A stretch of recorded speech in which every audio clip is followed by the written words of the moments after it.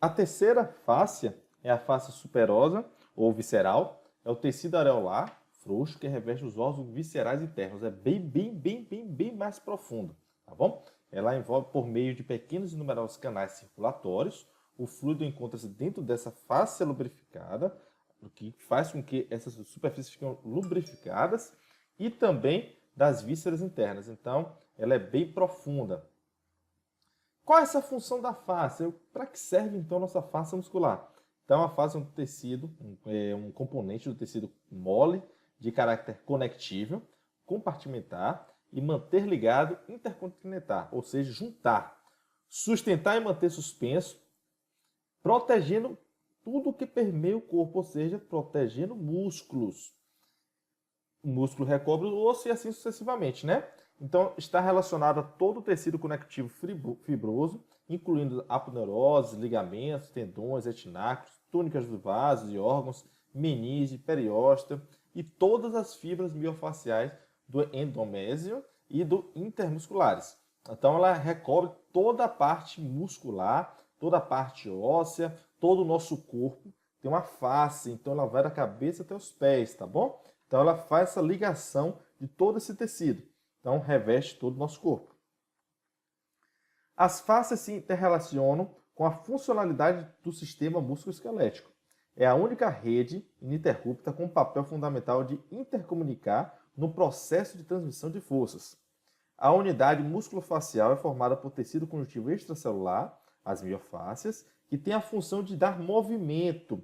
Essas transmitem forças de tração. A fáscia fornece suporte por vasos e nervos do corpo todo. Ela permite que tecidos adjacentes se movimentem uns aos outros, proporcionando ao mesmo tempo estabilidade e contorno. Então ela dá todo esse contorno ao nosso corpo.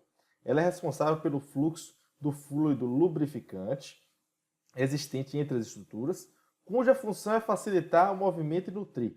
Então, ela também é responsável por essa nutrição, né, esse fluido. Então, além de dar esse contorno, essa estabilidade, ela dá essa lubrificação. Os corpúsculos de Pacini da face superficial fornecem informações, né, dos mecanismos receptores que a gente viu, precisas aferentes a muitos reflexos complexos que envolvem o sistema neuromuscular, através dos mecanismos receptores, que é através do toque.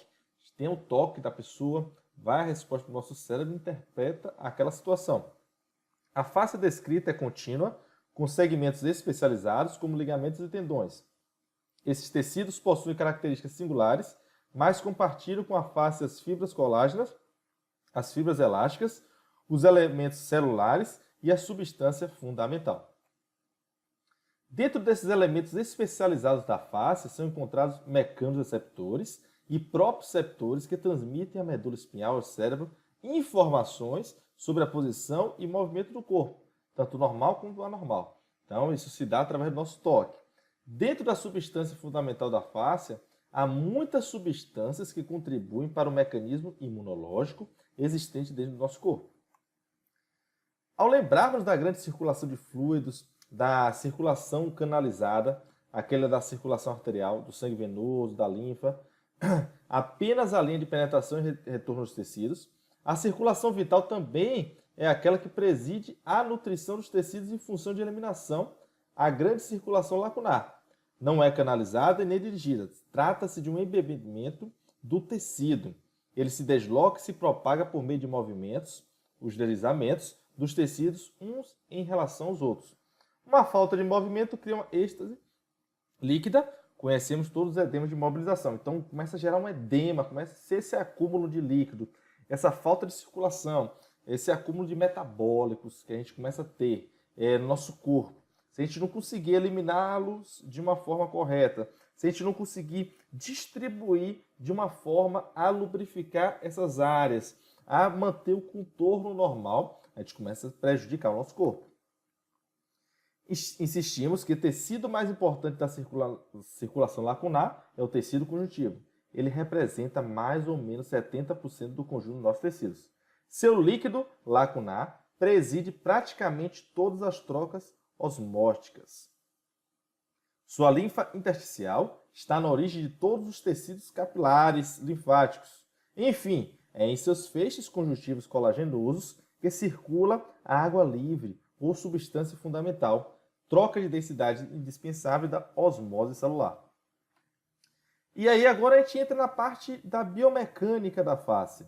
A biomecânica da face tem uma característica peculiar. A fixação íntima da face ao músculo permite a contração e relaxamento.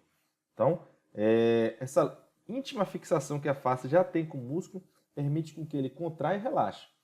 Sendo assim, para ele contrair e relaxar, a face tem que ter uma elasticidade, correto? Essa elasticidade que ele confere a propriedade de conservar sua forma e responder à deformação. Então ele contrai, o músculo contrai, ele tem que relaxar. Então para isso a face tem que ser elástica. A deformação elástica e a capacidade mais importante da face para recuperar sua forma original, quando uma carga é aplicada e removida. Se a carga for grande e aplicada por um período mais longo, a face pode não conseguir recuperar seu tamanho original após a remodelação, o que resulta em deformação plástica. Quando sujeita a uma carga de extensão mantida de forma constante, a face possui capacidade de arrastar-se. O relaxamento do tecido que acompanha o arrastamento confere menos resistência à segunda aplicação de carga. Esse fenômeno possui significado clínico quando se observa os efeitos do traumatismo agudo e repetitivo e do estresse de longo prazo sobre tecidos conjuntivos. A face possui a capacidade de se deformar quando submetida a estresse e perde energia. Esse fenômeno chamado esterese, então, quando vocês ouvirem falar dessa palavra esterese, é quando ele se deforma, submetido a um estresse e perde energia. É utilizado terapeuticamente na técnica de liberação miofascial. Então, o estresse é o toque, a perda de energia, o que a gente vai fazer com o nosso músculo do paciente, né? E aplicar a técnica de liberação miofascial. Então, a chamada esterese. Deformar sobre estresse, que é o que a gente vai fazer, e perder a energia. O músculo é o segundo principal foco da técnica de liberação ou soltura miofascial. Os músculos podem ser classificados como aqueles responsáveis pela postura, ou seja, os estáticos, e aqueles que fornecem movimentos, os fásicos. Eles podem realizar as duas funções, mas normalmente uma delas predomina. Então, se consequentemente eu faço um trabalho sobre a face muscular, eu consequentemente estou fazendo um trabalho sobre o músculo também.